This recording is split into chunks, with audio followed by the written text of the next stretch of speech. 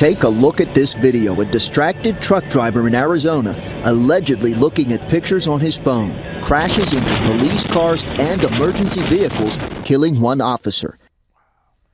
How many times must the numbers be dropped before certain people get the hint? If you're texting while driving your vehicle, your chances of crashing multiply 23 times. Yet 77% of us believe it's no big deal. All that government intrusion is unnecessary, and we can handle it. So get off our backs and just let us text to our heart's content. To that we would reply, ask the 9 people that are killed and more than 1,100 who are injured every day on average due to distracted driving. Our guest is professor in the Department of Computer and Electrical Engineering and Computer Science at Florida Atlantic University in Boca Raton, Florida, where his work deals with intelligent transportation systems. Daniel Raviv joins us. Professor, thanks so much for being here. Thank you.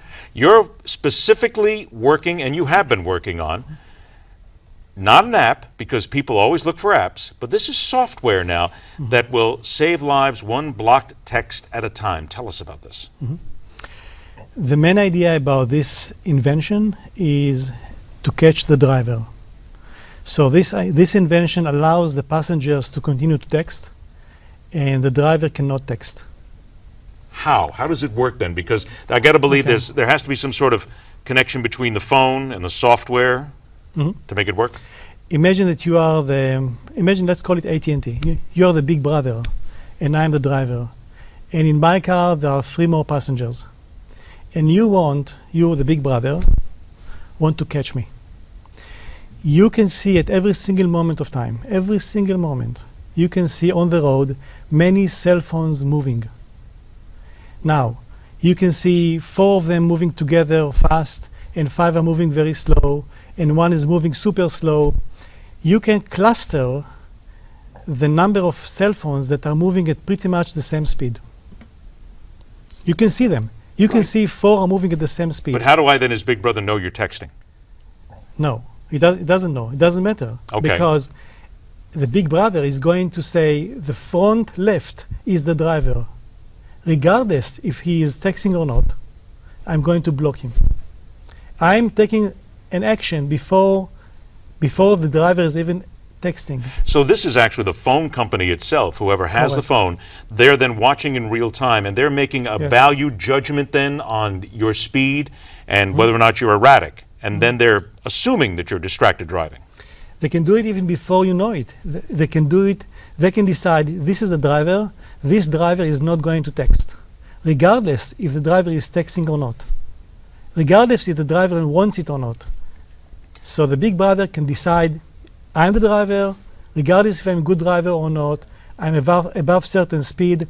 I know you are the driver. I know you are not the passenger. I'm going to block you. What about those people who would say, wait a minute now, because if I'm not texting and I'm just driving slow for whatever reason, I'm talking, I'm enjoying the scenery, Right. and you've just blocked me. Correct. That's not fair. It is fair because you're the driver. If you're the driver, I want to block you. In fact, I can do more things. I can block your screen totally. I can block you talking. I can block everything you can think. Every single feature on your text phone, I can block at any time. So this is really to look at the driver and to just, you're trying to catch somebody before they actually have an accident, before they would even think about texting then, correct? Yes. You drive, you cannot text, period. And it gives the whole scenario something different. Now, from now on, we are catching only the driver, and we are very objective. No more subjective measures. You know then that that person sitting in the driver's seat, is that what's able to deduce from this software? You know the driver's seat from any other seat. Correct. And then you're able to, the phone company, whoever the owner of that is, the big brother, if you will, Yes. they then have to take that action. Absolutely. Would that be an automatic action then, that anytime you step behind the wheel, then AT&T, whatever, they could just bang, you're off immediately? They can choose to do it above certain speed, let's say above 4 miles per hour, above 6 miles per hour. In some areas, yes. In other areas, no. For example, if you want to say only above 30 miles per hour, you can do that. You can do between 30 miles an hour and 70 miles per hour. It's totally up to you. I call it the big brother, can do whatever they like to do with your cell phone. They control it. So I only got about 30 seconds left. Is this soon to be in use? I widespread? I hope. How long before actually the big brother companies, if you will, have this and start using it? Do you have an idea? No, I don't. It depends on decision makers. Of the companies themselves, the cell phone companies, or the government?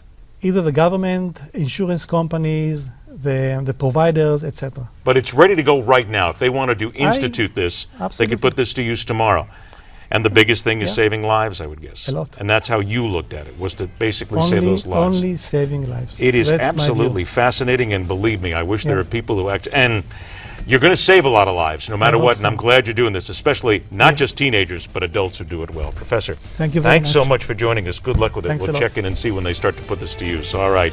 Coming up next, it is an opportunity to hear just a little bit more from the show that questions everything. Stay with us. Midpoint continues.